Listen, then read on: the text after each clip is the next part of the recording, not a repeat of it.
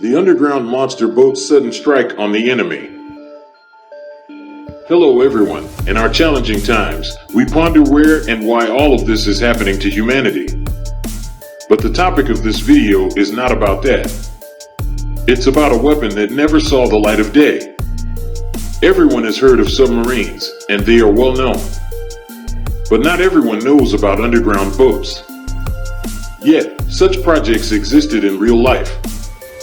And in the future, they may make a comeback, although it's not certain. The concept of an underground boat may seem strange, but upon reflection, there is nothing fundamentally new about it. Underground warfare has been known since ancient times. In terms of mass culture, the most famous underground warriors were the so-called tunnel rats American, Australian, and New Zealand units used for operations in the tunnels dug by the Vietnamese communists. Soldiers back then didn't have any serious underground machines. Their equipment was usually limited to a pistol or revolver, a flashlight, a portable radio station, and a gas mask. The work was very difficult and dangerous. Besides darkness and confined spaces, fighters had to deal with cunning traps left by guerrillas.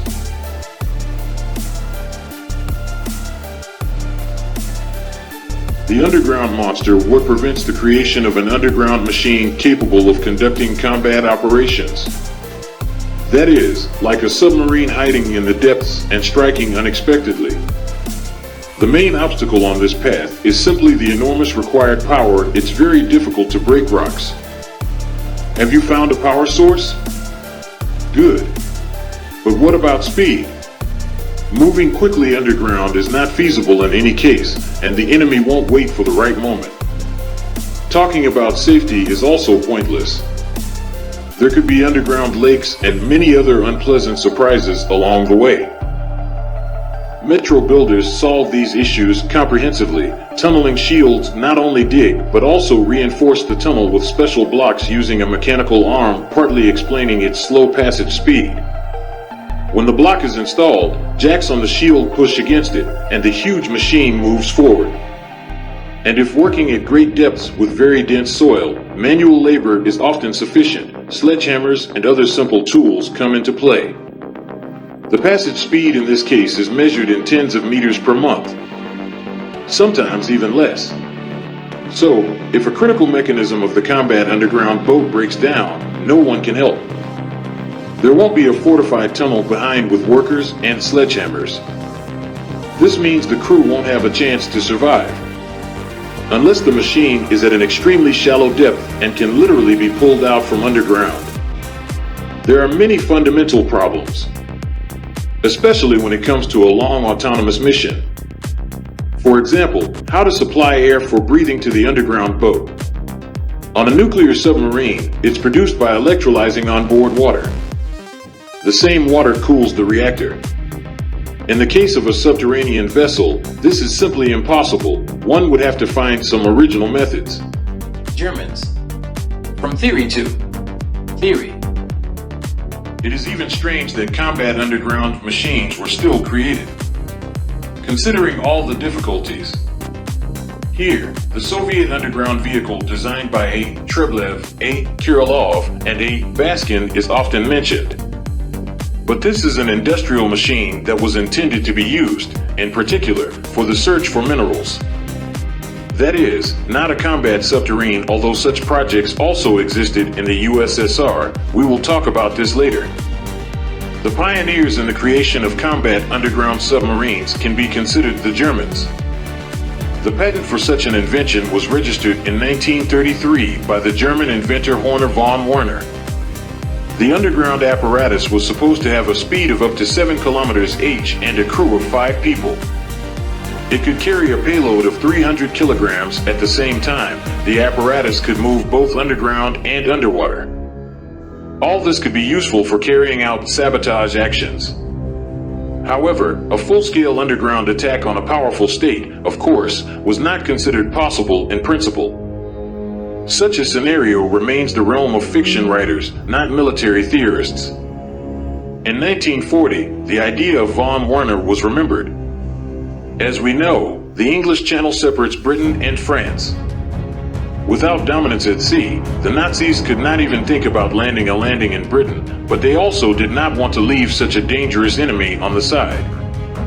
And here, an underground submarine could be useful for diversions.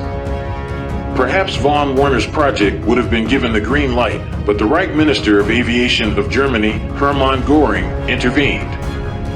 He convinced the Nazi leadership that military pilots could defeat the British Royal Air Force, which would ultimately allow the Germans to establish full control over the English Channel. As we know, this did not happen, but they also did not decide to resurrect the project. Soon the Nazis had other, more important reasons to worry about. By the way, in the 1930s, another interesting German project appeared, Midgard Serpent Midgard Schlange in German. Its father was an inventor named Ritter.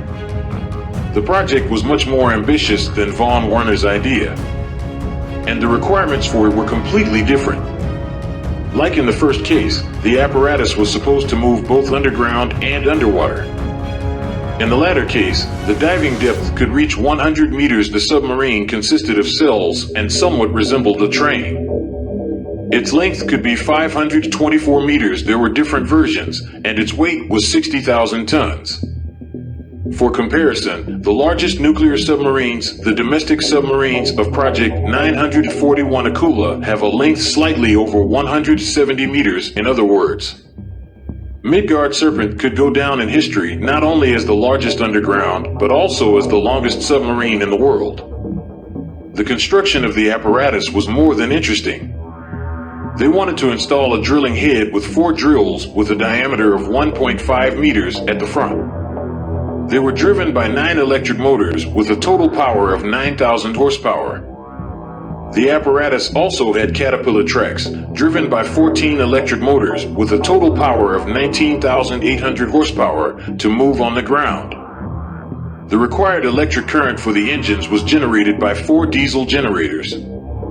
Underwater, the machine was supposed to move using 12 pairs of rudders and 12 additional motors with a total power of 3,000 horsepower. The Serpent could carry a solid arsenal, 250 kilogram and 10 kilogram mines, and 12 paired machine guns. In addition, the underground 6-meter torpedo Fafner, Mjolnir explosive projectiles for rock blasting, reconnaissance torpedo with microphones and periscope Albrecht, as well as a rescue device for the crew to surface Lyran, were being developed. In total, by the way, the boat was supposed to have a crew of 30 people. For their convenience, it was planned to place an electric kitchen, a bedroom with 20 beds, 3 repair workshops, and much more on board. According to the project, on the ground, the boat could move at a speed of up to 30 kilometers h underground. Of course, the speed was lower, 10 kilometers h in soft and 2 kilometers h in rocky soil. Underwater, the speed was also low, 3 kilometers h. According to the project's ideologists, the boat could decide the outcome of the war on its own by striking vital enemy targets, for example, ports. In total, by the way, it was planned to build 20 Midgard Schlange. Considering the complexity of the design, they could have been more expensive than the infamous German battleships. The military also understood this. As you can easily guess, many specialists considered the project unfeasible, and in the mid-1930s, it was sent back to Ritter for revision. What happened next is not known for certain. After the Second World War, near Königsberg, now Kaliningrad, tunnels and remnants of an exploded structure were found, which may have been related to Ritter's project. Now it is not possible to confirm or refute this. The fact is that by the end of the war, in the minds of the leaders of the Third Reich, engulfed in military technical escapism, the most incredible ideas were floating around against the underground submarine, with a slow speed, made a passage from one mountainside to another. However, the second test cycle ended with a mysterious explosion and the loss of the submarine and the entire crew, including its commander, Colonel Seaman Budnikov.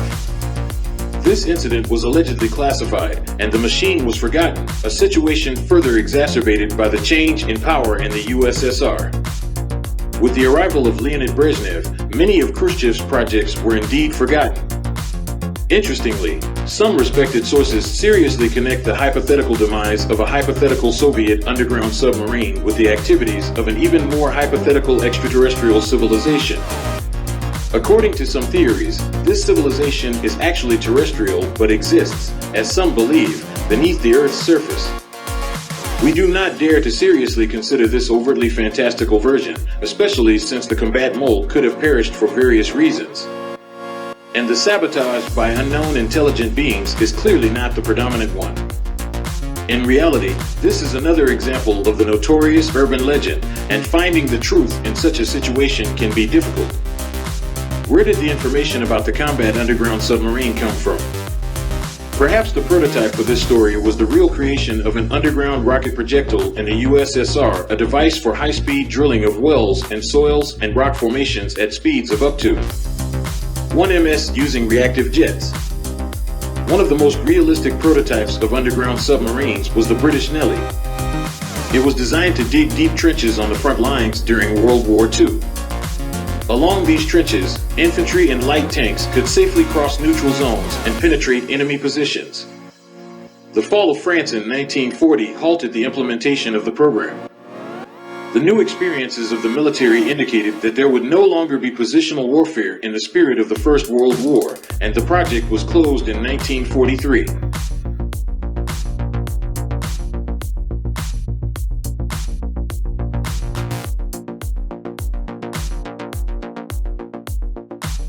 At the turn of the centuries, the concept of a combat underground submarine did not find its embodiment in the modern world, although, of course, there may be things we do not know due to secrecy.